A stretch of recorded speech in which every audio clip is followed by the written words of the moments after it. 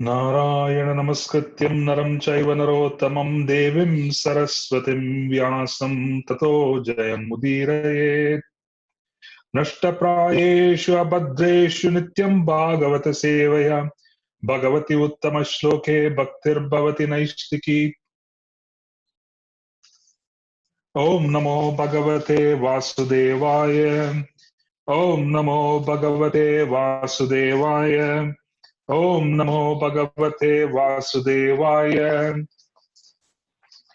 So Hare Krishna, we are actually in the last two chapters of the first canto, and we were actually leading up to the finale of the first canto, and the last two chapters of the first canto examine the unfortunate turn of events which begin the recitation of unfortunate turn of events in the sense that Parīkṣit Mahārāja being cursed and the beginning of the Srimad Bhagavatam, recitation of Srimad Bhagavatam.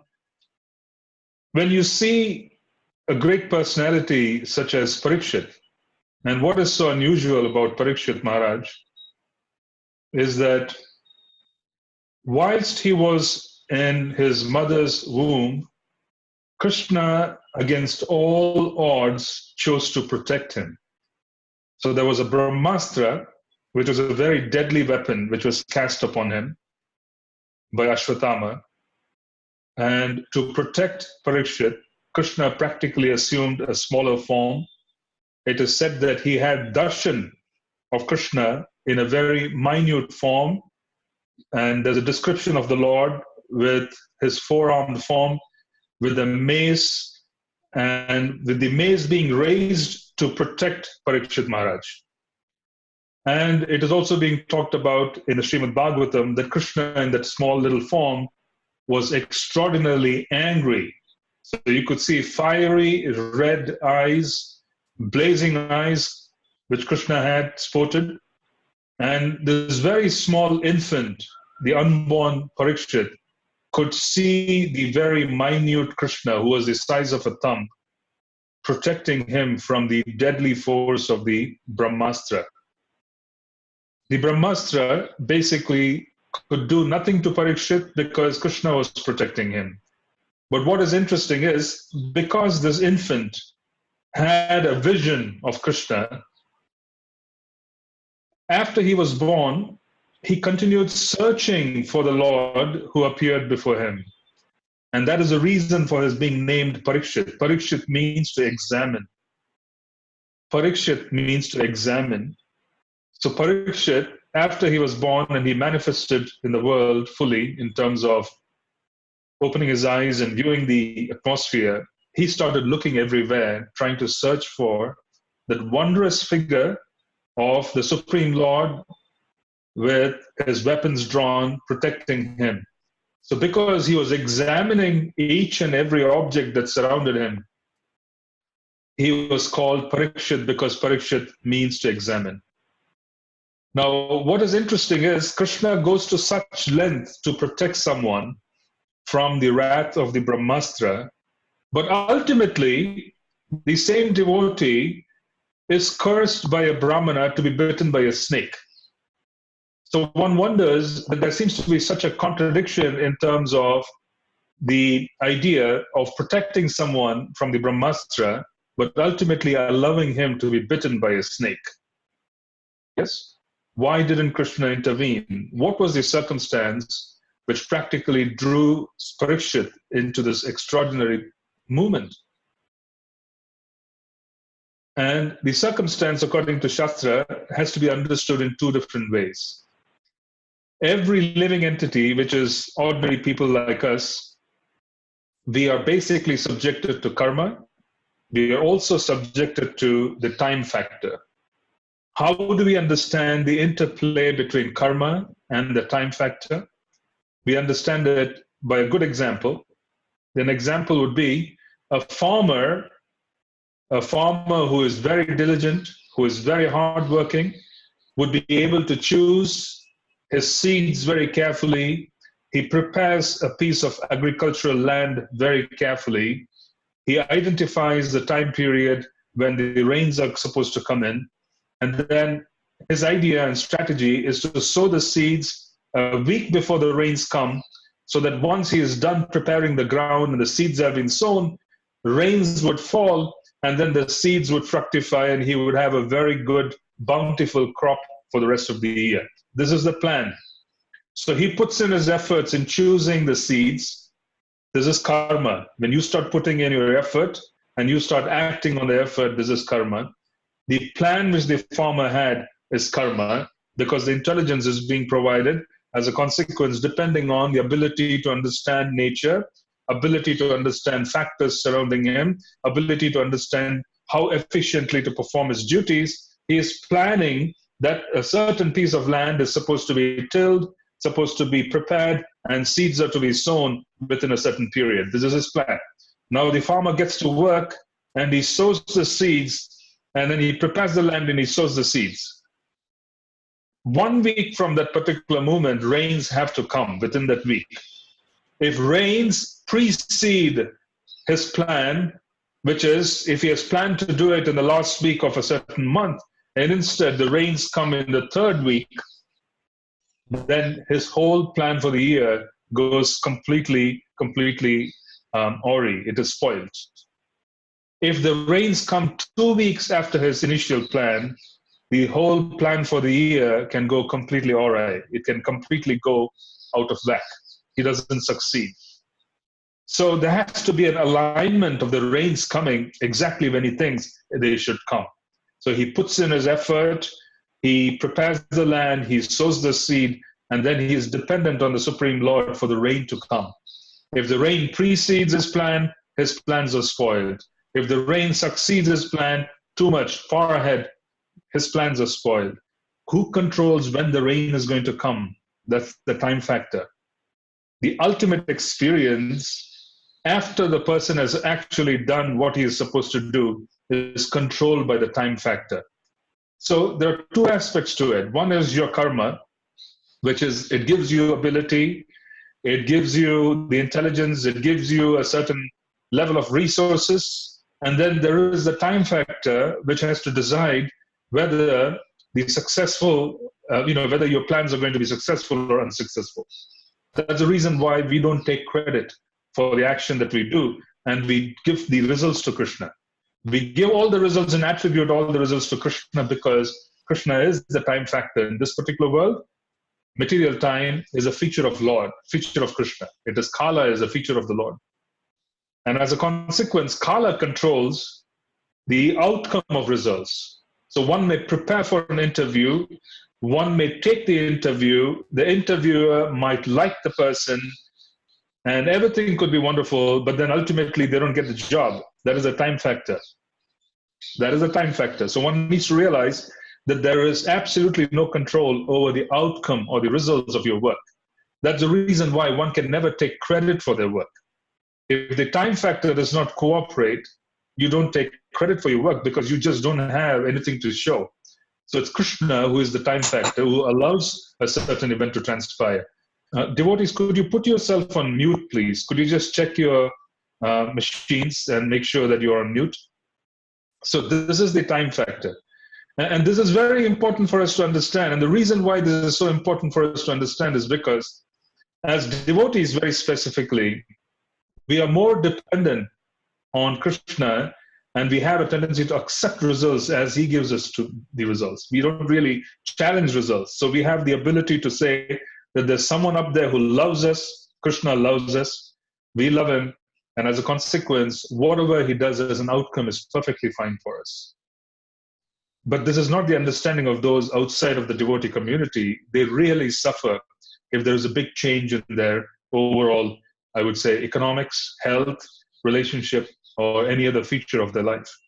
They can't really understand the time factor. They can't really understand that Krishna loves them. That's missing. Even devotees have a hard time understanding Krishna loves them when things don't work out according to their plan. Yeah, every one of us has a plan, and we have a hard time understanding Krishna loves us when things don't work out according to the way we plan it. But in reality, he does. Krishna loves us. And because Krishna loves us so much, he allows us as devotees to experience things which are necessary for our acceleration. So if there is a deeper level of surrender, to that extent, we are playing into Krishna's plan. The extent to which we are not a part of Krishna's plan would be evident from the fact that we are basically being subjected to tribulation, and the tribulation itself takes us away from Krishna consciousness. If you go through a calamity in life and that brings you closer to Krishna, understand that it was a part of Krishna's plan. If a calamity occurs and it takes you away from Krishna, please understand that that's karma, and we have just played into the hands of Mahārāja, material energy. Because Yogamaya, the internal potency of Krishna, has only one feature, has only one plan to bring us closer to him. She is constantly strategizing, she is constantly arranging, and she is basically the internal potency of Krishna, and she's creating yoga, which is coming of the devotee in touch with Krishna. To the extent to which we are spiritually situated, we are under the guidance and the machination. We would call it machination for the simple reason that it's basically, we are like puppets in the hands of Yogamaya. She arranges everything. What to say of us? Krishna himself is bewildered by Yogamaya, his internal potency. I was just reading the 5th canto today for my personal reading, and there I was reading about the activities of Lord Rishabhadev, who is Krishna himself. He's an incarnation. And Lord Rishabhadev considered and discarded his body as being material. Basically, he felt that his body was material and it should not be cared for. So he was at the peak of renunciation. He was not wearing clothes. He had complete disregard for his body. There were disheveled, he was having hair which was matted. He wasn't caring for anything. He was moving around in society as someone who was extraordinarily renounced. And then in that particular translation, there was a statement saying, by the potency of Yogamaya, Rishabhadev thought that his body was material. So it's quite fascinating that Rishabhadev, who is the Supreme Personality of Godhead, was himself made to think that his body was material to facilitate his actions as a human being, walking around and being renounced on the planet by Yogamaya to facilitate the furtherance of devotional service for others. So in other words, unless Krishna himself thinks that he is human, he's not going to behave and have those impulses that way, so that he could do his very best in doing what a human being is supposed to do in terms of accepting responsibilities, executing them, and then finally also playing the role of renunciation. So it's quite fascinating to read that Rishabhadev's not recognizing his body as being completely spiritual was due to the potency of Sri Yogamaya. So Krishna himself is subject to Yogamaya. He willingly allows his internal potency, which is non-different from him, to take care of his pastimes and his interaction with his devotees. The extent to which our interaction with Krishna increases after a calamity, after a challenge in life, to that extent we have to understand that we are actually playing into the plan of Yogamaya. We are actually playing into the plan of Yogamaya. To the extent to which there is lamentation, there's bewilderment, to the extent to which Krishna is rejected, one has to have an understanding that we have played into Mahamaya, his external potency, where we are experiencing karma. What is karma? Karma is suffering. Yeah? Karma is just suffering. One just goes through intense suffering. It doesn't mean that the devotee doesn't lament. It doesn't mean that there isn't a temporary bewilderment. Because the devotees are in human bodies as well, they react to material impulse. There are emotions, and as a consequence, you interact and you play the role of a human being because you are a human being. So you kind of have those emotions. So we are not going to be in denial. So the devotee does go through emotions. If they lose someone, there is lamentation because there's separation. But then if that particular loss brings them very close to Krishna, then one has to understand that they have always been sincere, and that sincerity has always kept them under the shelter of Yogamaya.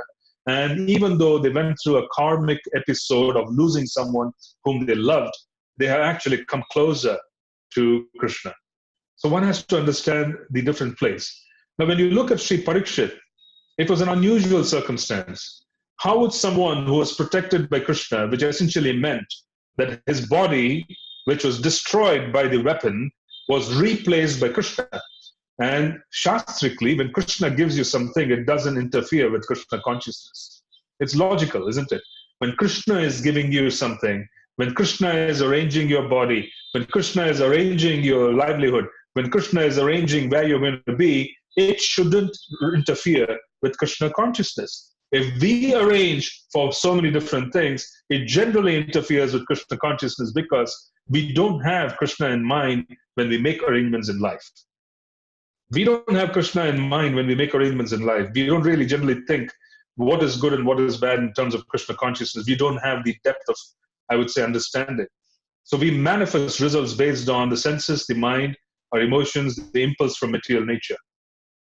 But when Krishna arranges it, it doesn't interfere. So when the body of Parīkṣit, which was destroyed by the Brahmastra, was indeed recreated, reconstituted, protected so that it wasn't destroyed by Krishna himself, then that body can't really interfere with Krishna consciousness. So then one wonders what happened.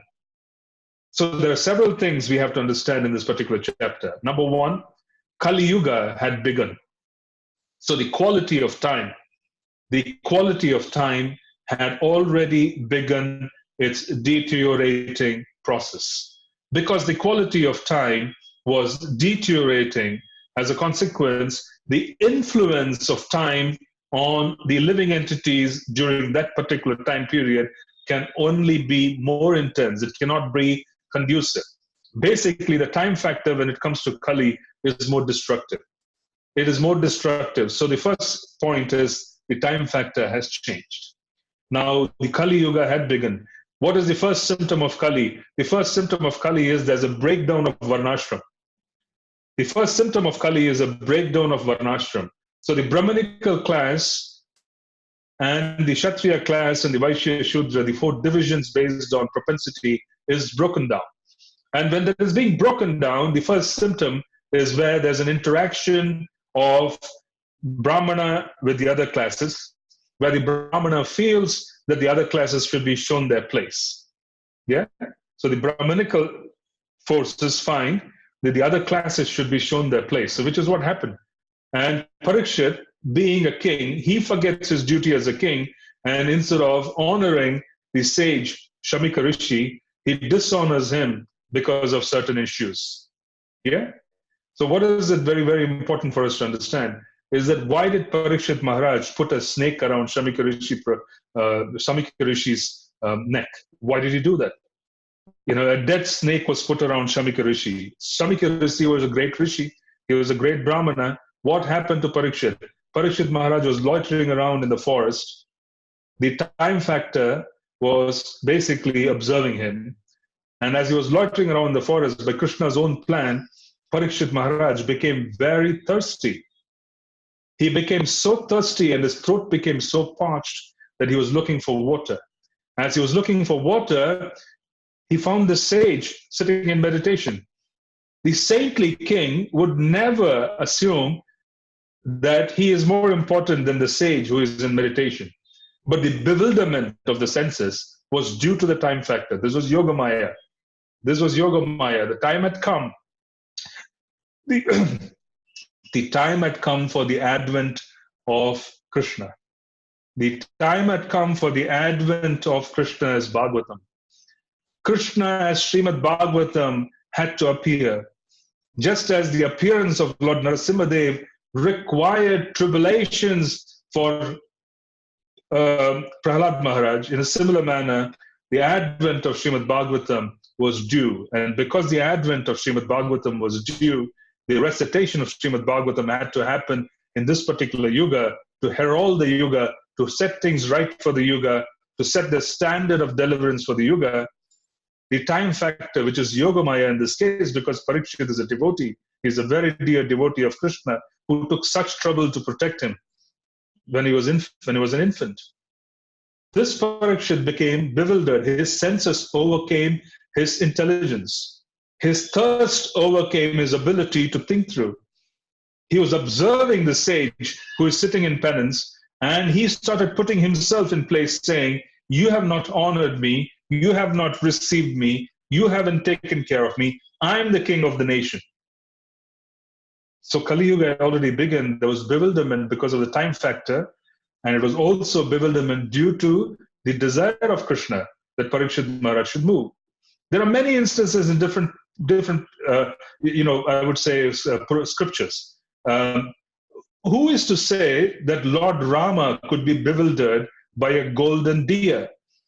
We read in Ramayana that Mother Sita, who is the origin of all Lakshmis, why would she be bewildered by a golden deer?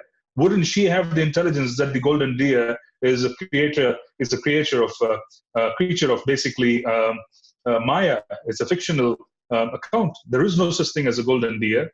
Why would she be bewildered? What is the time factor at that particular time which made Lord Ram decide that he had to go chasing after a golden deer? This is the supreme personality of Godhead, whose actions have been extraordinarily well thought out and methodical throughout the Ramayana. Throughout the Ramayana, he has followed Maryada. Yeah? Why would he go chasing after a golden deer? What is this kind of bewilderment which could overcome Lord Sri Ram?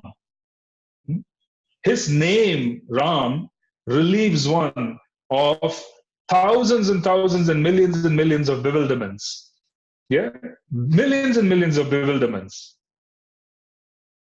What is to say of him being bewildered at that point in time where he looks at a deer and starts chasing after the deer, and then Mother Sita, who is the origin of so many different Lakshmis, because Ayodhya is superior to so many different Vaikuntha Dhams. So she basically is far higher in her stature in terms of, the consort of the Lord and the energy of the Lord. So who is to say that she could be bewildered and wanting, to play with a deer? Yeah, Lord Ram runs away. This is Yoga Maya. There had to be interactions. There had to be Leela, because the Leela had to be facilitated. Then Lord Ram gets bewildered. Mother Sita gets bewildered. This is Yoga Maya. Only Lord Ram's internal potency could have bewildered Lord Ram, because it's non-different. He could not have been bewildered by external forces. There was no question of material energy interfering with Lord Sri Ram. So there was no question of any bewilderment there. So in a similar fashion, you have Yudhishthira during Mahabharata. Who is to say that he who is the personification of Dharma, where Dharma personified, has given him all the potencies of understanding Niti, what is right, what is wrong, and he is basically the lawgiver for the Yuga in many ways, in terms of, most the ideal king, etc. Who is to say that he sits down, he gambles away, and then gambles his wife, he gambles his brothers, gambles everything away? Now, this is also the potency of the Lord, which is facilitating Leela at certain times. The devotee becomes quite bewildered. And you start thinking that, this is very unusual. How would this happen? Why would this happen? So in a similar fashion, you have Parīkṣit Maharaj, who is a great devotee who is being protected by Krishna right from the onset, which means his body was destroyed by the Brahmastra, which is supposed to destroy, but Krishna's potency was such that he gave him and replaced his body by his potency, even though it was subject to such destruction. If you keep any infant under very, very intense heat, which is, somewhat like nuclear fission or something which is very extraordinarily hot, which destroys everything, and an infant in the womb is supposed to survive that. It's Krishna. He basically gave him a body which could survive that. So it was Krishna's arrangement. So when Krishna is giving something, it can never take the devotee away from him, because it's his own arrangement. This is a statement made by, made in the, Brihad Bhagavatamrita. The Brihad Bhagavatamrita, there is a commentary that after the Pandavas had lost everything and then they regained their kingdom, at that point in time, because the entire kingdom was regained by Krishna's mercy, they would never be bewildered by the kingdom. As a consequence, they were constantly functioning with complete detachment. There was no question of being bewildered, because Krishna had arranged that kingdom. So where was the question of being bewildered? In a similar manner, Parīkṣit Maharaj wanders around and he reaches the hermitage, and then he sees the sage and he is in deep contemplation. And the king, in his normalcy, who is very keen in protecting Brahmanas, would never have made this an unusual, judgment. He would never have reached the judgment that the sage was ignoring him. He would have never placed himself in front of the sage's priorities. He would have not done any of those. But then the time factor bewildered him. What bewildered him? The quality of the yuga, the deterioration of the quality of the yuga had begun.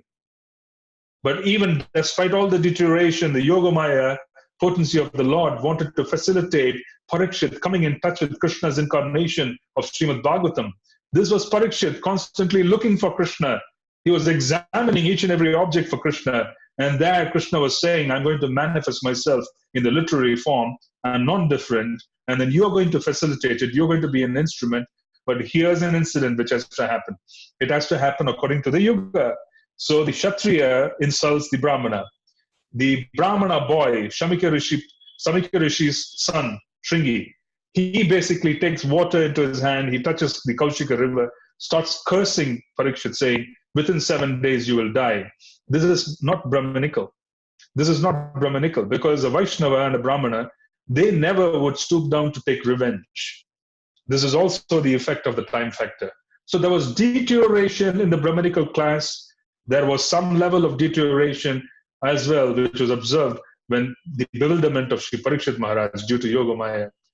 And what had happened at that point was, because Kali could never enter in a full-fledged form when Parīkṣit was on the planet, it facilitated that Parīkṣit had to leave. So once Kali began, Parīkṣit had to leave because he could never function under Parīkṣit. If Parīkṣit was in charge of the kingdom, there was no way Kali could have begun and become full-fledged. As a consequence, because the yuga cycles are themselves also a feature of Krishna's time factor, Kala, they had to happen in sequence. There were a few incidents that had to happen right at the onset, giving symptomatic views of what the yuga was going to hold. There was a fall in Brahmanical culture. There was a breakdown of Varnashram. There was basically a challenge in terms of the authority of the Brahmanas put by Parīkṣit Maharaj. There was a removal of the king by an unauthorized manner by the Brahmana, because the Brahmana had power those days to remove the king. They could. This is exactly how they did it. King Vena was cursed out of his kingdom. Yeah, we read about it in Srimad Bhagavatam further down. King Vena, who was very bad, he was very cruel, was removed by the Brahmanas. They got together and they decided that he must go. They practically removed him through mystical processes. They practically had to, remove him. They removed him. This is a similar manner where the Brahmana removed the Kshatriya. And the Kshatriya, basically due to temporary bewilderment, did not know what to do under the circumstances of coming in touch with the Brahman, who was basically a great sage. Shamika Rishi was in deep penance. When Shamika Rishi wakes up from his trance, he wakes up because there's lamentation of his son. His son Shringi, as he walks in from the river, he is playing with his friends. One of his friends comes running and says, your father has been insulted by Parīkṣit. He touches water, curses Parīkṣit, and then runs back to the ashram. He sees the snake, dead snake, being put as a garland over Shamika Rishi's shoulder. The screaming and the lamentation of Shringi wakes up his father, who was in deep meditation. He wasn't aware of Parīkṣit coming and going. Neither was he aware of the snake around his shoulder, the dead snake. He just removes the snake because it's inconsequential. It's not a very significant, I would say, act. Definitely not a wonderful thing to do because it was insulting to the great sage. But again, was it equal to being, asked to die? The answer was no, because there was such lamentation from Shamika Rishi. He told his son, there's such a wonderful emperor. Because of his prowess, because of his strength, because of his purity, we are safe. Brahmanical culture is safe. Varnashram is safe. There are so many different things which are safe today because of Parīkṣit's presence. You have acted in haste. He chastised his son. Not for a moment did Shamika Rishi think that Parīkṣit had insulted him. He was thinking about the welfare of the entire world.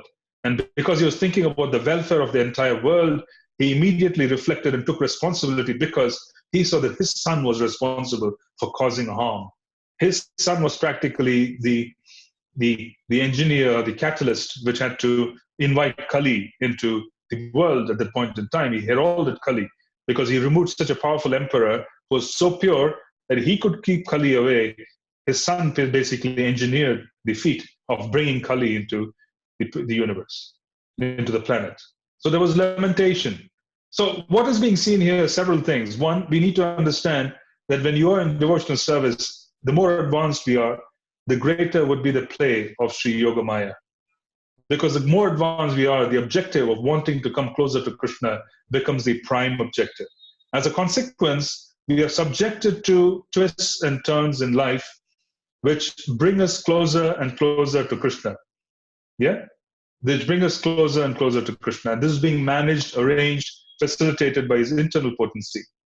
How do we know it's internal? We can judge the internal potency's actions by understanding that we have come closer to Krishna. It facilitates deeper devotional service, which is perfectly fine. Then we understand we are under the protection of internal potency. Because our desires are to interact with and have a closer association with the Supreme Lord and his Leela. As a consequence, it would be facilitated by Yogamaya. There's greater facilitation by Yogamaya.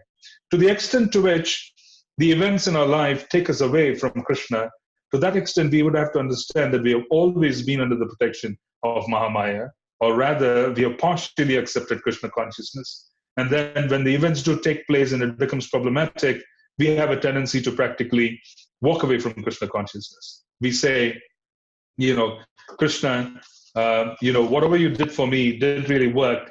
It has been extraordinarily painful, and because it didn't work, you are to blame. So when we walk away from Krishna consciousness, please understand that it's our karma, yes, but we are closer to Mahamaya than we are to Yogamaya. So since Parīkṣit Maharaj led an entire life of wanting to associate with Krishna, towards his end, he facilitated Leela. He facilitated the coming and the recitation of Srimad Bhagavatam, which is the very means of conquest. Because in Kali Yuga, Parīkṣit Maharaj basically demonstrated how one is supposed to proceed. In Kali Yuga, one proceeds through hearing, Shravanam. You have to hear Srimad Bhagavatam. If you hear Srimad Bhagavatam, then the path opens up for us to be able to make progress. It is the hearing process which is being emphasized here in Kali Yuga. You hear, you become motivated, you chant Harinam, and then you hear Harinam, and you also hear Kirtan. Basically, the whole idea is this is Kirtan. The recitation of Srimad Bhagavatam is Kirtan. Hearing Kirtan, adapting to Kirtan, and coming in touch with Krishna through Harinam and through Bhagavatam. This is the means for Kali Yuga. This is the means for Kali Yuga. And Parīkṣit Maharaj had to give this particular demonstration that if you hear sincerely, you will be taken care of in Kali Yuga. All we have to do is hear sincerely. If you hear sincerely, then sincerely means we are open, we have the attitude of pranipatena, pariprashnena, sevaya, then we accept the teachings and we accept whatever is being given to us, and automatically arrangements are being made for us to be able to move forward. So this is basically the essence of this chapter, is that there are several factors in play. There is the time factor, then there is karma. The time factor decides results. We don't. As a consequence, we should understand that we attribute all the results of our work and give credit, give everything to Krishna. This is the right thing to do. We also noticed in the previous chapter when the bull, when he is being asked by Parīkṣit as to who broke your legs, he doesn't answer. He doesn't answer. He doesn't say X person, Y person broke my legs. He basically keeps quiet, and Parīkṣit Maharaj basically understands that this is a time factor. You don't attribute reasons because you know there's a time factor which is operating. You accept it as devotees that this is basically Krishna's arrangement. It is to bring us closer. We just accept it. So this is very important for us to understand. So let's go through the verses now. And as we go through the verses, I would briefly comment. I just wanted to share a little bit about what the whole, I would say, chapter was about, some highlights. So I'm just going to read the English translation in the interest of time. Sri Sutta Goswami said, due to the mercy of the personality of Godhead, Sri Krishna, who acts wonderfully, Mahārāja Parīkṣit, though struck by the weapon of the son of Drona in his mother's womb, could not be burned. Furthermore, Mahārāja Parīkṣit was always consciously surrendered to the personality of Godhead, and therefore he was neither afraid nor overwhelmed by fear due to a snake bird which was to bite him because of the fury of a Brāhmaṇa boy. The snake bird is is the curse of the Brahmana boy. Basically, he was supposed to be bitten by a certain snake, which also had the ability to fly. Furthermore, after leaving all his associates, the king surrendered himself as a disciple to the son of Vyasa, Sukadeva Goswami, and thus he was able to understand the actual position of the personality of Godhead. This was so because those who have dedicated their lives to the transcendental topics of the personality of Godhead, of whom the Vedic hymns sing, and who are constantly engaged in remembering the lotus feet of the Lord, do not run the risk of having misconceptions even at the last moment of their lives. This is beautiful. Normally, the last moment of life is a moment of bewilderment. It is because of physical and mental failing. But it so happens that because Yogamaya is functioning, and the leaving of the body by the devotee is also managed by Yogamaya, as a consequence, they are basically facilitated. They have people surrounding them who are chanting Harinam, or somehow or the other they get to chant the holy names. Somehow or the other, they are basically being exposed to Krishna consciousness even at the time when everything is so difficult. As long as the great powerful son of Abhimanyu remains the emperor of the world, there is no chance that the personality of Kali will flourish. The very day and moment the personality of Godhead Lord Sri Krishna left this earth, the personality of Kali, who promotes all kinds of irreligious activities, came into this world. The very day and moment when Krishna left, Kali comes. Because Krishna, when he is present, there is no question of Kali. And when is Krishna present? Elsewhere in the Srimad Bhagavatam, we read, when the Brahmanas and the cows are protected, Krishna is present. A land where the Brahmanas and the cows are protected, Krishna is present. Yeah, Krishna is fully present. So this is basically also symptomatic that things were turning bad for different classes of people. Mahārāja Parīkṣit was a realist, like the bees who only accept the essence of a flower. He knew perfectly well that in this age of Kali, auspicious things produce good effects immediately, whereas inauspicious acts must be actually performed to render effects. So he was never envious of the personality of Kali. Why wasn't Parīkṣit Maharaj envious? There's a very important statement. Kali presents opportunities for people to become deviant. Kali presents opportunities for gambling, for illicit sex, for intoxication. Kali is presenting all of this in full form.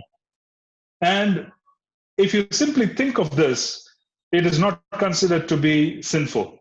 But if you participate in these activities, it is definitely considered to be sinful. Definitely considered to be sinful.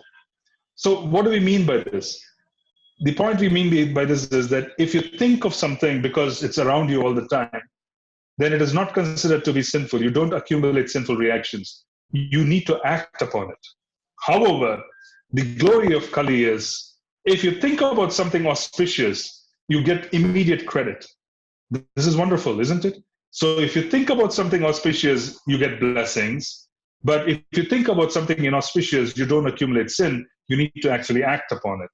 So even if you think for a moment that you want to serve Krishna, even if you think for a moment that you want to do something for the movement of Lord Chaitanya, it's wonderful because arrangements get made and you'll be able to make progress.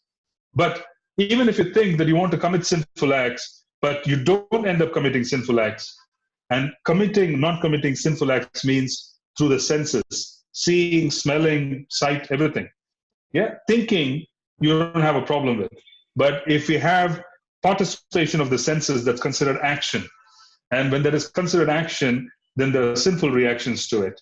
But if you just are going to briefly have a thought which is sinful, it doesn't affect us. But if you briefly have a thought of Krishna consciousness, it gives us such wonderful blessings. So this is very, very wonderful.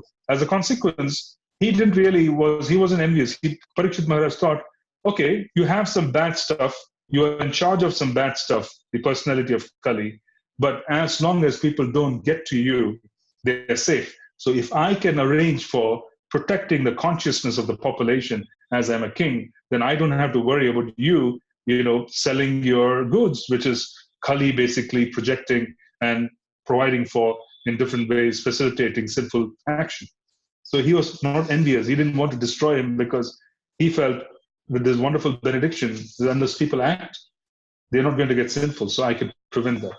There was some confidence. See, this was the kind of confidence which he had as a Raja Rishi, that he practically had confidence of being able to arrange for a certain experience in the population where their consciousness would be high class.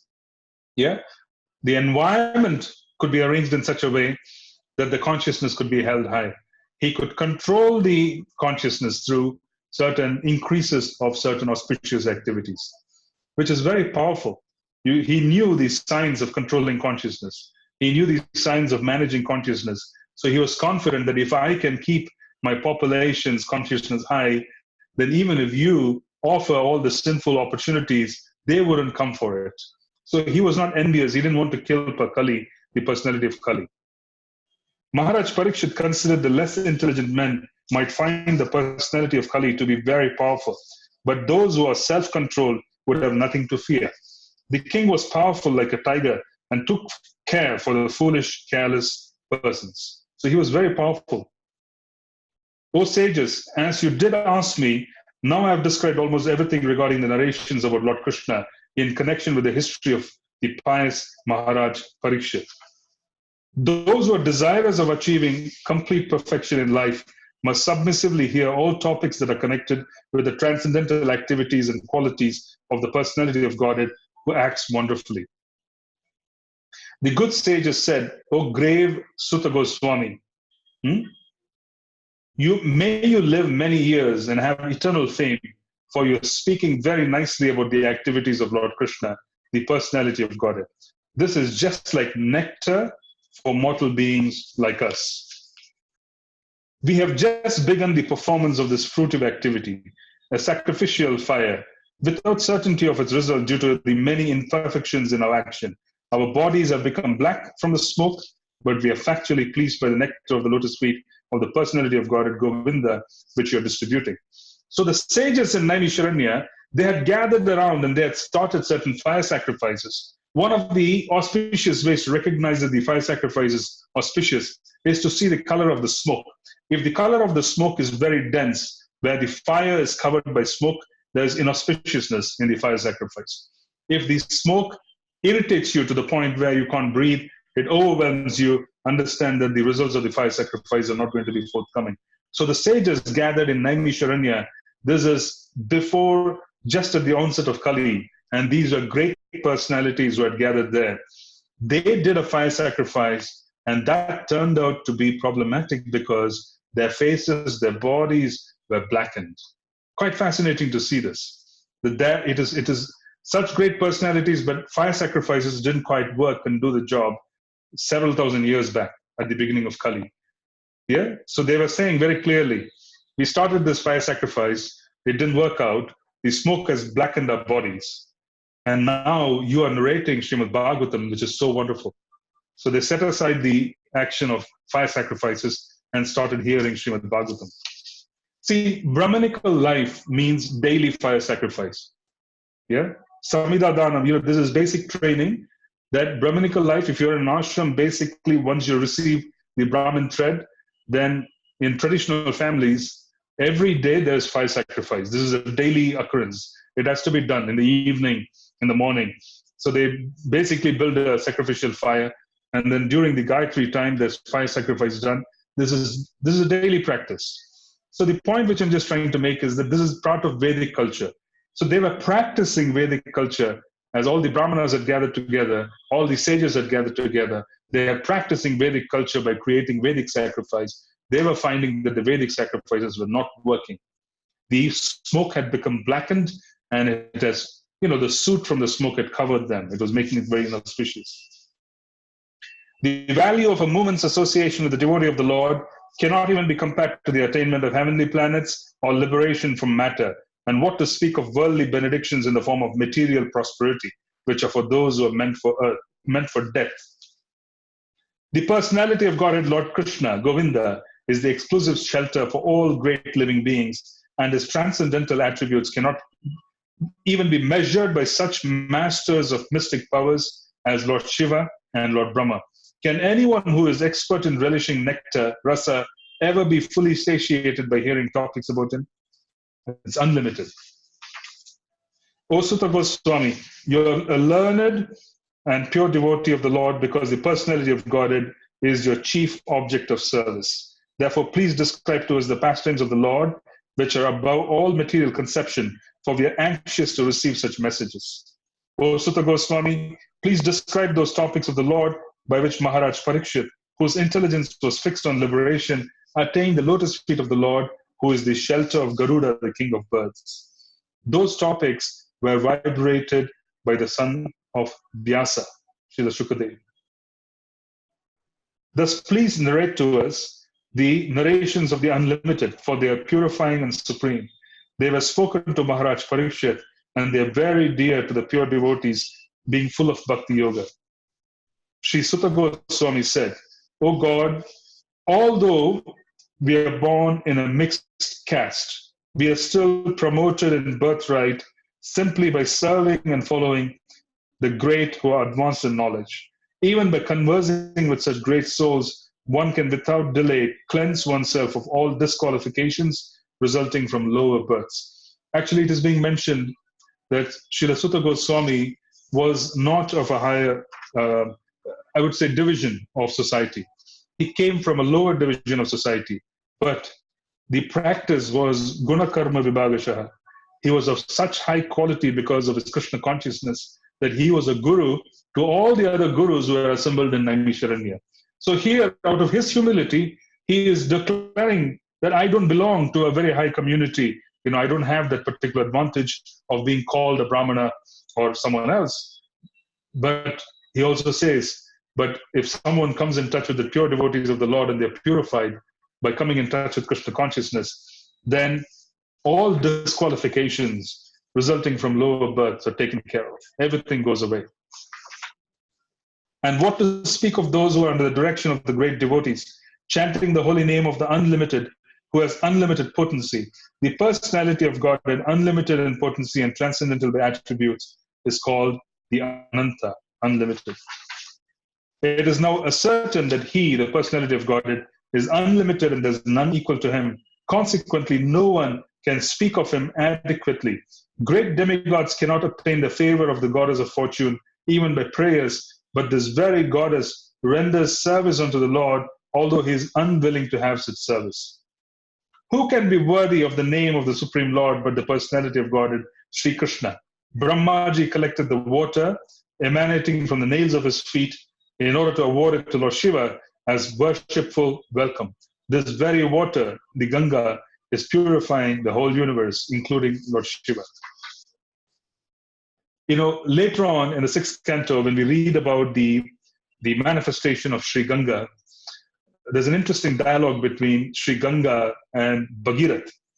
He is wanting Sri Ganga to come to wash the sins of basically his ancestors who are undelivered. In reality, the sinful reactions of dealing with being born in a certain family and ancestors having certain habits or we having habits, it is so difficult to remove. Which is the reason why in the 6th canto you see such effort being described by King Bhagirath, who takes such effort to deliver his ancestors. Because if ancestors don't get delivered, they can put so much pressure on those who are in the living world, which is us on this planet, that they can make our lives living hell. If you are not going to be performing the yearly ceremonies for the dead in the family, which is according to Varnashram, you should at the very least be performing such ceremonies in accordance with the Bhagavad Dharma. In Bhagavad Dharma, which is the devotee Dharma, the Brahmanas have to be fed, they have to be requested to relieve the ancestor who is in question of the sinful reactions so that they could move on. And then Krishna's prasadam is fed to the Brahmanas, etc. This is the system for Vaishnavas. Then there can be some kirtan, etc. If this is not done, and neither do you do the Shraddha ceremony, which is generally done in the outside world, in the Vedic world, which is following a Vedic system, then there's huge problems that can come. Huge problems. The point we are trying to make is that don't underestimate this particular situation, because in Bhagavatam, if there's so much trouble being taken to describe the burden of ancestors, where grandson after grandson after grandson is trying to deliver the ancestors, please understand there is a grave, grave, grave task. Why would they allocate so much space for delivering those sinful personalities who insulted Lord Kapila? Why would the grandson after grandson in that particular lineage make an attempt to deliver these ancestors? It's because these ancestors who are not delivered, who are stuck between the two worlds, who have not progressed further, can cause a lot of issues for the living. Yeah? So they take a lot of trouble those days to take care of these particular issues. But if you're a devotee, then you follow Bhagavad Dharma. Bhagavad Dharma is to ensure that the Vaishnavas and the Brahmanas are invited, and then we are basically feeding Krishna Prasadam to them, and then we are requesting blessings for the departed soul. This is a must. You either do this or you do that. Yeah? So this is actually quite grave. That's the reason why I just remembered it. And why did I remember it? Because when Sri Ganga descends, she is asking Bhagirath, she's asking him, saying, if everybody who is sinful is going to have a bath in me, then who is going to offset the karmic reactions of the sinful people? Yes, she is actually Charanamrit. She is personification of the water that has washed Lord Krishna's lotus feet.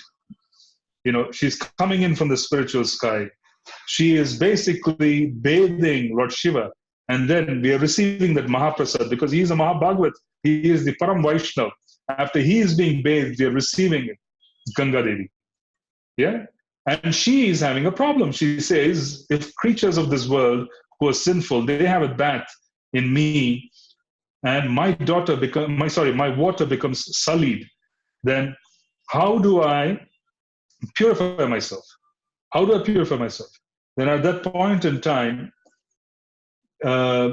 she is assured. She is assured by the great sages.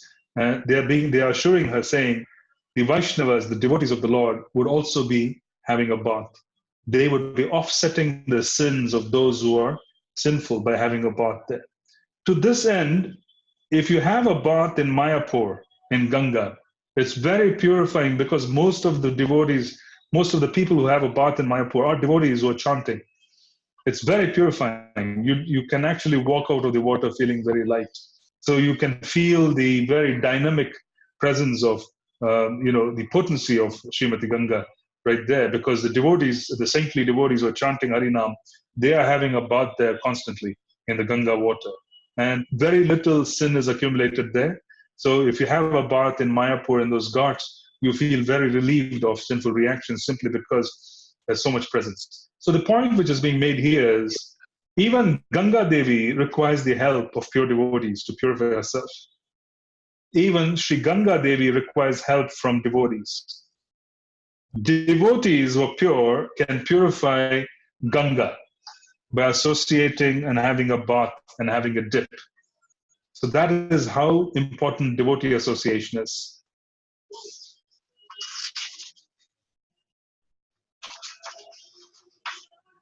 O Rishis, who are as powerfully pure as the sun, I shall try to describe to you the transcendental pastimes of Vishnu as far as my knowledge is concerned. As the birds fly in the sky, as far as the capacity allows, so do the learned devotees describe the Lord as far as the realization allows. Once upon a time, Mahārāja Parīkṣit, while engaged in hunting in the forest with bow and arrows, became extremely fatigued, hungry, and thirsty while following the stags. While searching for a reservoir of water, he entered the hermitage of the well-known Shamika Rishi and saw the sage sitting silently with closed eyes. The Muni's sense organs, breath, mind, and intelligence were all restrained from material activities, and he was situated in a trance, apart from the three: wakefulness, dream, and unconsciousness, having achieved a transcendental position qualitatively equal with the Supreme Absolute. The sage in meditation was covered by the skin of a stag, and long compressed hair was scattered all over him. The king, whose palate was dry from thirst, asked him for water. Now, Parīkṣit is overwhelmed with bodily issues. He is overwhelmed with thirst, hunger, fatigue. So it was an unnatural condition. In an unnatural condition, because there was no response, he acted in a manner which was not very conducive. He put a snake around the sage's neck. So that was also something which was taken up, saying he did not act in his full faculties. The king, not received by any formal welcome by means of being offered a seat, place, water, and sweet addresses, considered himself neglected, and so thinking, he became angry. O Brahmanas, the king's anger and envy directed toward the Brahmana sage were unprecedented, being that circumstances had made him hungry and thirsty. These were unprecedented. It was not his usual behavior. While leaving, the king, being so insulted, picked up a lifeless snake with his bow and angrily placed it on the shoulder of the sage. Then he returned to his palace. Upon returning, he began to contemplate and argue within himself, whether the sage had actually been in meditation, with senses concentrated and eyes closed, or whether he had just been feigning trance just to avoid receiving a lower Kshatriya. So the contemplation occurred after the fact. So the contemplation did not occur before, it occurred after the fact. Yeah? So this basically, according to the opinion of our acharyas, Srila Jiva Goswami, Srila Vishwanath Chakravarti Thakur, this action by Parīkṣit was not due to sinful reactions that he carried. This action by Parīkṣit was forced upon him by the time factor. The sage had a son who was very powerful, being a Brahmana's son. While he was playing with inexperienced boys, he heard of his father's distress, which was occasioned by the king. Then and there, the boy spoke as follows. So here it's being said, okay, he's being called, the sage had a son who was very powerful, being a Brahmana's son. So not so much that he was powerful on his own accord, but because he was Shamika Rishi's son, he was very powerful because he was trained right from day one with proper samskaras, and the Brahmanical power was very powerful in him. And he was playing with inexperienced boys, meaning he had company of people who couldn't really give him advice. They were inexperienced. So he was not in very good association. He was in association which did not have the capacity to guide him. That's the reason why they're using the word inexperienced boys. The Brahmana's son Shringi said, "Oh, just look at the sins of the rulers, who like crows and watchdogs at the door, perpetrate sins against their masters, contrary to the principles governing servants. The descendants of the kingly orders are definitely designated as watchdogs, and they must keep themselves at the door. On what grounds can dogs enter the house and claim to dine with the master on the same plate?" This was Shringi insulting Parīkṣit in anger. After the departure of Lord Sri Krishna, the personality of Godhead and supreme ruler of everyone, these upstarts have flourished, our protector being gone. Therefore, I myself shall take up this matter and punish them. Just witness my power. So he basically was encouraged by his friends who were inexperienced, who did not have Brahmanical depth, neither did they have vision. They did not have the vision which Shamika Rishi had. The moment Shamika Rishi heard that Parīkṣit was cursed, he had vision, he could see chaos, and he understood the impact which this is going to have for millions of years. The son of the Rishi, his eyes red hot with anger, touched the water of the river Kaushika while speaking to his playmates and discharged the following thunderbolt of words.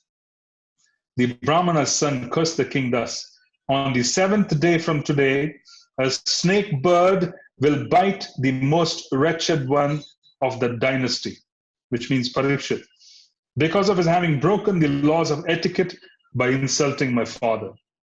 Thereafter, when the boy returned to the hermitage, he saw a snake on his father's shoulder, and out of his grief, he cried very loudly. O Brahmanas, the Rishi, who was born in the family of Angira Muni, hearing his son crying, gradually opened his eyes and saw the dead snake around his neck. He threw the dead snake aside and asked his son why he was crying, whether anyone had done him harm. On hearing this, the son explained to him what happened. The father heard from his son that the king had been cursed, although he should never have been condemned, for he was the best among the human beings. The rishi did not congratulate his son, or on the contrary, he began to repeat, saying, Alas, what a great sinful act was performed by my son. He has awarded heavy punishment for an insignificant offense. O my boy, your intelligence is immature, and therefore you have no knowledge that the king, who is the best amongst the human beings, is as good as the personality of Godhead. He is never to be placed on an equal footing with common men. The citizens of the state live in prosperity, being protected by his unsurpassable prowess. My dear boy, the Lord who carries the wheel of a chariot is represented by the monarchical regime. And when this regime is abolished, the whole world becomes filled with thieves, who then at once vanquish the unprotected subjects like scattered lambs. Basically, the king is equated with the time factor. The supreme time factor is the Lord. The king is equated with his representative because he is basically making alterations to the environment. The king is in charge of the environment. He makes constant adjustments to consciousness by adjusting the environment, while individually one is supposed to work on themselves so that they could also make advancement. So there are two different rules. One is leadership makes arrangements for improving collective consciousness. Individuals work on themselves to improve individual consciousness. If both of these things collide and they align with each other, then there's wonderful, wonderful synergy, and there's wonderful events to happen because a lot is accomplished. Due to the termination of the monarchical regimes and the plundering of the people's wealth by the rogues and thieves, there will be great social disruptions. People will be killed and injured, and animals and women will be stolen. And for all these sins, we shall be responsible. At that time, the people in general will fall systematically from the path of a progressive civilization in respect to the qualitative engagements of the caste and the orders of society and Vedic injunctions. Basically, Shamika Rishi was able to see the breakdown of Varnashram. Thus, they will be more attracted to economic development for sense gratification, which is Shudra life. Economic development for sense gratification, Shudra life. If there's motivation for money to improve sense gratification, Shudra life. That is basically what he's seeing. And as a result, there will be unwanted population and the level of dogs and monkeys. The Emperor Parīkṣit is a pious king. He is highly celebrated and is a first-class devotee of the personality of Godhead. He is a saint amongst royalty, and he has performed many horse sacrifices. When such a king is tired and fatigued, being stricken with hunger and thirst, he does not at all deserve to be cursed. Then the Rishi prayed to the all-pervading personality of Godhead to pardon his immature boy who had no intelligence and who committed the great sin of cursing a person who was completely free from all sins, who was subordinate and who deserved to be protected. Here, Parīkṣit Mahārāja is mentioned as subordinate. The Kshatriya is subordinate to the Brāhmaṇa. Why? Because the mode of goodness is superior to the mode of passion. Kshatriyas fall in the category of mode of passion. The mode of goodness is supposed to protect the mode of passion, not curse the mode of passion to push it down to ignorance. So as a consequence, here Shamika Rishi is making a statement saying the king had to be protected because he was a subordinate. Even though this is one sage, one Brahmana in an ashram in a kingdom, the king is subordinate to that particular sage. So the statement is coming here that he should have been protected. Why did you curse him? Because the Brahmanas, they had such great power that they could dethrone a king, they could remove a king. So he was a subordinate. And where was this power? This power came from the mode of goodness. The mode of goodness controls the lower modes, and which is what is being seen here. The devotees of the Lord are so forbearing that even though they are defamed, cheated, cursed, disturbed, neglected, or even killed, they are never inclined to avenge themselves. This is definitely a point, because he's saying, you're not trying to be a devotee because you tried to avenge. This is revenge business. He puts a snake around my neck and you curse him. This is revenge. It's not a proper thing to do. The sage thus regretted the sin committed by his own son. He did not take the insult paid by the king very seriously. Look at the quality of Shramika Rishi. He did not take the insult of Parīkṣit very seriously. He didn't agree with his son. He actually thought his son's actions were very bad. Generally, the transcendentalists, even though engaged by others in the dualities of the material world, are not distressed, nor do they take pleasure in worldly things, for they are transcendently engaged. If you are in the higher levels of consciousness, there's very little disturbance. Events may transpire in life, but you're not affected by it because you're far above the particular area where the modes could engage with the mind, modes could engage with the senses and cause a lot of distress. The mind becomes distressed in the lower modes. If the mind becomes distressed very specifically in passion, why so? Because passion denotes attachment. Because there's attachment, then if that attachment gets disturbed in any way, the mind becomes very disturbed. Mind becomes very, very disturbed. So in that sense, the devotees, since they are in a higher level of transcendental position, their mind basically has very little power. Once you cross anartha nivritti, the mind has very little power to play and very little role. The mind is inconsequential. The mind is completely inconsequential once you cross a certain level, because the intelligence becomes so powerfully situated due to coming in touch with shastric conclusions that the intelligence immediately grabs the mind and does not allow the mind to have any say, because the mind is in touch with the senses. The intelligence will not allow the mind to have a say when you make advancement. So a transcendentalist is not affected. They are not affected. If you're in the mode of goodness, you don't experience suffering as much as someone in the lower modes. Passion is a huge problem because there's attachment, and as a consequence, there's great suffering. So we'll stop here. We just did a little summary in the beginning. We spoke a little bit about the general aspects of the chapter, and we just wanted to basically also go on a verse-by-verse reading, which we did. So we'll take questions and we'll see where to go with the questions.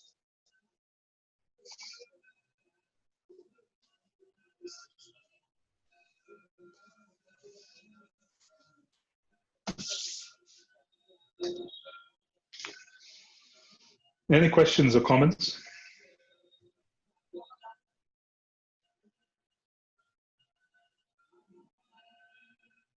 Hare Krishna. You mentioned Hare Krishna. You mentioned that the Bhagavatam starts here or around about here. Is that right? Is that so? The first, and we've got to the 18th chapter now.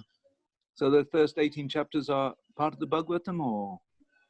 They are, but then we are literally talking about. They're kind of going backwards here.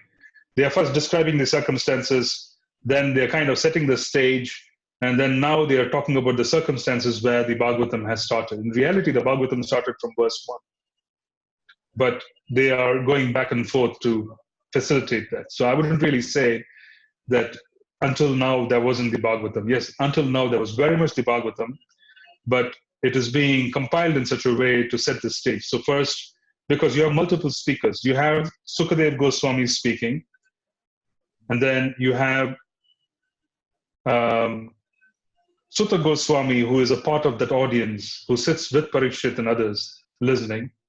And then you have Sutta Goswami talking to sages in Naimisharanya post the fact. So you have multiple conversations going back and forth here.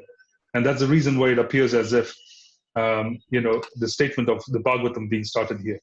Here it's basically where the circumstances of where Sukadev Goswami comes and begins the narration is being described.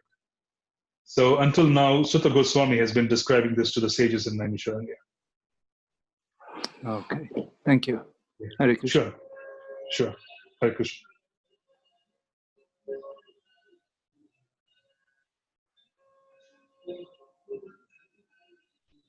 Anything else?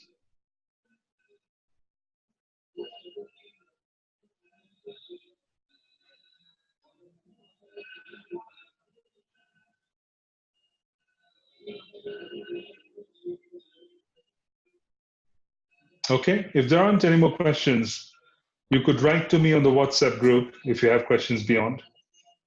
If there aren't any more questions, then we'll end the session today, and then we'll meet again the following session the following week. We will conclude the first canto the following week. Did anybody want to say anything? Yes. Hare Krishna Prabhu, one point, like, can you repeat the point on what you mentioned about group and individual strengths? You mentioned a point on group strength and individual strength. I mentioned a point about collective consciousness and individual consciousness. Are you referring to that? Yeah. Yes, Prabhu. Yes.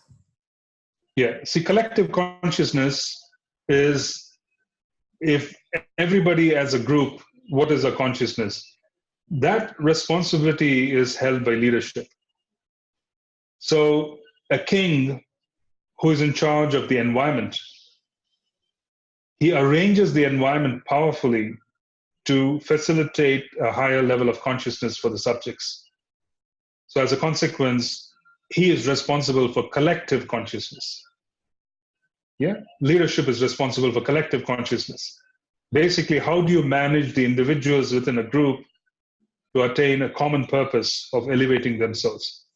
So you need to make environmental changes, you need to facilitate them with infrastructure, you need to facilitate them by preventing certain things, and you need to facilitate them by encouraging certain things. This is basically how you manage the environment.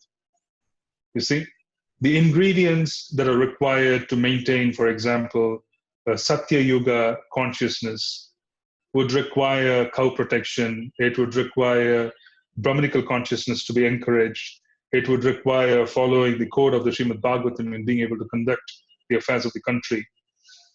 You know, interestingly, Uttar Pradesh, which is where Vrindavan is, it is being administered by a sannyasi. He is the chief minister. The chief minister of this particular state is a sannyasi. He is not, I would say, a Gaudiya Vaishnava or a Vaishnava sannyasi. He is an Advaitin, but he is a sannyasi. He was running a mutt, and then he is now the chief minister for several years. So what did he do? The first thing that he did when he took power was he shut down slaughterhouses. First thing, within 1 week, in every street there were slaughterhouses. He shut down slaughterhouses on every street, practically. He basically said that only if you're licensed by the government and you'll be putting rules, you can have a slaughterhouse. Before, there were slaughterhouses in Uttar Pradesh practically on every street, more than one. Now he took power, and within 1 week he shut everything down. No slaughterhouses. Haphazard slaughterhouses here or there. And then the next thing was he began challenging the miscreants, the people who are lawless. He basically decided that, you know, the lawless basically have to go. So he increased the strictness of the police force. So law and order in this particular state has increased quite dramatically. So there's some safety. It has improved quite dramatically after his coming to power. Because his lifestyle is also like a sannyasi. He wakes up at 3. He has a goshala in the chief ministerial residence where he does cow puja, go puja very early in the morning. He is extraordinarily favorable towards cow protection. So which is very wonderful, because I see YouTube videos of him visiting Barsana, having a conversation with Ramesh Babaji, you know, who runs one of the biggest goshalas in Braj, and how basically, you know, goshalas are important and how the cows need to be protected. So cow protection seems to be very important because he worships cows every day as a sannyasi. He worships Radha Krishna deities whom he has in the chief ministerial residence every day. And as a consequence, there's a certain, I would say, respect for temple worship. There is a certain respect for people who are sadhus. He wears saffron. He's a sannyasi. So there's a general respect. So the point I'm trying to make is not so much that things are perfect because it's Kali Yuga, but you can see the effect of general administration and priorities improve when someone is close to Siddhanta and close to Shastra. So even though he doesn't belong to our parampara, he's an Advaitin. He belongs to the monastic philosophical treatise, you know, which is given by Shankaracharya. He belongs to the Gorakhnath Mutt in Gorakhpur. But regardless, the general morality and the general yama and niyama, which is to be followed by someone who is in touch with Vedic science, is being followed by him. So it's wonderful to see cow protection being enforced, wonderful to see him openly participate in discourse with sadhus, finding out how more facilities can be given for cow protection. And he has a nice understanding of, what I would call as what is required for keeping law and order, shutting down unnecessary violence, slaughterhouses. Yeah, very strict with the so-called men who tease women, etc. on the roads. Very strict with them. Yeah, all kinds of punishments are being awarded. So this is collective consciousness. It is being managed in certain ways. So in general, people find it easy to live in a place when there's management of collective consciousness. Now, individual consciousness depends on whoever is here takes advantage and also does their sadhana peacefully so that they can make advancement. So I'm just giving you an example, within the framework of understanding this. This is not perfect. I'm not trying to even say that anything is perfect, but merely giving you an example as to how some small changes, go such a long way in promoting, the well-being of the atmosphere, the consciousness in the atmosphere. There is respect for the Ganga. There's respect for Yamuna ji. They're doing certain things. They're trying. They recognize the holiness and they recognize the importance of protecting the fauna and the flora surrounding. They recognize the fact that pollution can't be entering into the rivers directly because they also have faith in Ganga ji. They have faith in Yamuna ji. Yeah. So basically, what I'm trying to say is there's a big difference when you have leadership trying to make arrangements. Just to give you an example. Does it make sense? Yes, Prabhu. And the same point, like how it is applied to when we're running a Bhakti Vriksha, because we see many people coming to Bhakti Vriksha initially, but again, they stop coming to Bhakti Vriksha, because of which we cannot run our own Bhakti Vriksha properly as well. So you should find out why they've stopped coming. Why have they stopped coming? Somehow they say that, they don't get much interest in this one to having such kind of discussions. Because basically, sorry, go ahead, please finish. They are okay to come now and then, but not every day. Not every week like that. Yeah, see, that requires, for every week, that requires that basically they're inspired. Yeah. So there has to be ways and means to see how these devotees, these souls can be inspired. So we'll have to examine what could catch their interest. Maybe they're only interested in kirtan. Maybe they're only interested in kirtan and prasadam. So facilitate that. Yeah. Maybe they're interested in somewhat a lighter version of hearing things, or they want to particularly learn things. So what I'm trying to say is that we need to find out what their interest is so that they could be inspired. Yeah, that's very important. And needless to say, those who are running the Bhakti Vriksha, their sadhana has to be very good. It has to be above par. If their sadhana is good, they have the ability to give faith and inspiration to others. We cannot hold people if we can't inspire them. And it is natural law that they should go to places where they get inspired. This is how they will make progress. So that should also be a particular facility where they're able to flow freely to wherever they find inspiration. So that should also be arranged. Yeah. So I'm suggesting find out ways and means to capture their interest. Find out, maybe they just want kirtan, then you could invite good kirtanias for the Bhakti Vriksha. And then there could be some prasadam which could be given, which they would like to have, properly cooked in terms of their. So you could just do what Prabhupada did. Srila Prabhupada, of course, we can't compare ourselves with him, but he followed a simple aspect of offering very, very good prasadam and kirtan and gave a lot of love. And in the early days, people didn't understand philosophy because they were not in a position, they were not evolved to understand philosophy. It is said that Srila Prabhupada had quite a heavy accent. As a consequence, they couldn't understand what he was trying to teach them. But in reality, they all grew regardless. And the reason they grew was because of the potency of Srila Prabhupada, his mercy. He was basically giving them all the credits they needed for them to stay on in the movement. So a lot of factors are there. So our individual consciousness can influence the Bhakti Vriksha group, but we also need to find out what is it that they're enthused about, their education level, and what is it which they're looking for. And then we could just provide that to them rather than trying to make an arrangement which we are expecting them to accept. That's nice, Prabhu. Haribol. Sure. Any other question or comment?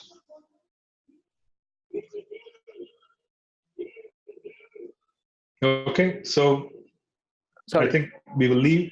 Yeah, sorry. Hare Krishna. Yes, I was going to say, you mentioned about Yogamaya sort of covering even the Lord at times. So what can we say? I mean, I've heard that the Lord, nothing can be higher than the Lord, so nobody can be greater than the Lord. But he lets Yogamaya become greater than him on a temporary basis, I presume. Can we just say that? Why is that? Why is that? Is he allowing Yogamaya to be greater with permission, rather than Yogamaya is greater? Sri Yogamaya is his internal potency. In that sense, she is on the same level because, she is facilitating Leela. So it is his desire. She's basically following his desire, but she has been given the independence to bring everybody together, to facilitate, because it's his internal potency. So yes, you would say that she's been given the commission. You can say that she's the same as he is, in the sense that she is his internal potency in the matters of Leela. So all that is true. Yes, because otherwise it looks a bit impersonal type of people who are impersonal. They say that Krishna becomes, a person, and really it's the actual Shakti that's the greater than Krishna. They argue. Well, basically, the basic point is that Yogamaya, for example, in Krishna Leela, is Purnamasi. And Yogamaya in Krishna Leela, who is Purnamasi, plays the role of Guru to Vrinda Devi, who is in charge of the gardens of Vrindavan. Understanding the mood of the divine couple, the forests of Vrindavan change the seasons. So there's a seasonal display of opulence. Yeah. There is a certain kind of, I would say, Leela that's facilitated. Certain colors that come to bloom here and there, certain fruits that become available, certain personalities who get involved. And this Leela Abhidhamma Shakti, which is manifested by Vrinda Devi, who is a disciple of Sri Yogamaya, Purnamasi, to facilitate the Leela of Krishna, is done independently for the pleasure of the divine couple. Yeah? And why is it so? Because in Vraj, for his pure devotee, Krishna becomes subservient. That's the other point. Krishna is subservient to his pure devotees as well. He becomes completely subservient to his pure devotees. He gives himself. While in the rest we talk about the devotee giving themselves to the Lord, in Vraj, Krishna gives himself to the devotees to such an extent that he becomes subservient. So the point I'm just trying to make is that there is no comparison between Sri Yogamaya, who is Krishna's internal potency, and the misunderstanding of the Mayavadis that he can be overpowered because he is also of an ordinary nature. Yeah, there is no comparison, because here it's a facilitation which is being done to facilitate Leela. This is the Leela Shakti. This is the power of the Lord who has come as Leela. Just as much as Krishna's internal potency is Srimati Radharani, right? But he becomes subservient to her love. So he is completely subservient to the love of Srimati Radharani. So in that sense, Srimati Radharani is superior to Krishna, but they're non-different as well. Does it make sense? That's how we understand it. Yes, that's fine. Thank you. Thank you very much. Sure. Sure. One other point I wanted to make was that you know, the sin you mentioned is so difficult to eradicate. And yet, Right. yet on the other hand, you know, like if you do Ekadashi, it takes so much sin away, and other things like going to Tirth and so on. It makes sin look easy to eradicate. And why then is it that the bringing the Ganga was so difficult, or had to be, it was so vital to bring the Ganga to get rid of their sins? You know, it's a bit. I find it. Yeah. Sorry. Go ahead. Please finish. Yes. Sorry. It's a bit difficult to realize. Is sin easy to eradicate, or is it very, very difficult? I'm a little bit puzzled there. See, what we are operating under are conditions of disproportionate mercy. Yes. And what you read in the Srimad Bhagavatam of Srimati Ganga Devi descending was a situation where the ancestry had power to bring her down. You know, do you and I have power to bring Srimati Ganga Devi down? The answer is no. No. But Bhagirath and his ancestry had the power to bring her down because of their ability to perform penance. So in our case, we are completely dependent on disproportionate blessings and mercy. I use the word disproportionate to simply say that our effort is minuscule compared to what's being bestowed upon us. Either as the end result or the help that is being given far, far exceeds the effort that we put in. So as a consequence, we sometimes have a conception that this is somewhat easy. And it is easy because, you know, what do? We fast on Ekadashis, we chant a certain number of rounds, we worship the deity, and then we, of course, come in touch with Krishna through his Leela, through Bhagavatam, etc. It is easy. But this is disproportionately being compensated for by the mercy of Lord Chaitanya. As a consequence, we perceive it as being easy at times. And the same situation, if you notice, the same situation of fasting on Ekadashi, reading the Srimad Bhagavatam, and chanting of 16 rounds becomes an extraordinary challenge. You know, people go through that too. Yes. They go to the other extreme of even finding this challenging because they are making every attempt to run away from Krishna. Yeah. When you find Krishna consciousness difficult, it means that we're running away from Krishna. An attempt is being made. There's something wrong. An attempt is being made to run away from what's being given. In reality, disproportionately, we are being facilitated. Krishna consciousness can become more difficult, but we are also given disproportionate mercy to compensate for that higher level of accomplishment. So because as we make progress, it's quite natural that we need to accomplish a greater level of focus. But we're also being bestowed upon in a greater way, greater knowledge, greater realizations, greater experiences, greater level of faith, consequently. So when we look at all of this, what I'm trying to say is that, yes, it's easy. And those days, it was dependent on them. So they had such power that they could sit in penance and bring down Srimati Ganga Devi from the heavens. Yes. Quite unusual. Very, very much. Yeah. Okay. Thank you very much, Prabhuji. Thank you. Not at all. Hare Krishna. All right. So I think we'll conclude with this, and then we will take up the next chapter, which is the last chapter next week. Thank you for joining us. Srila Prabhupada ki Jai.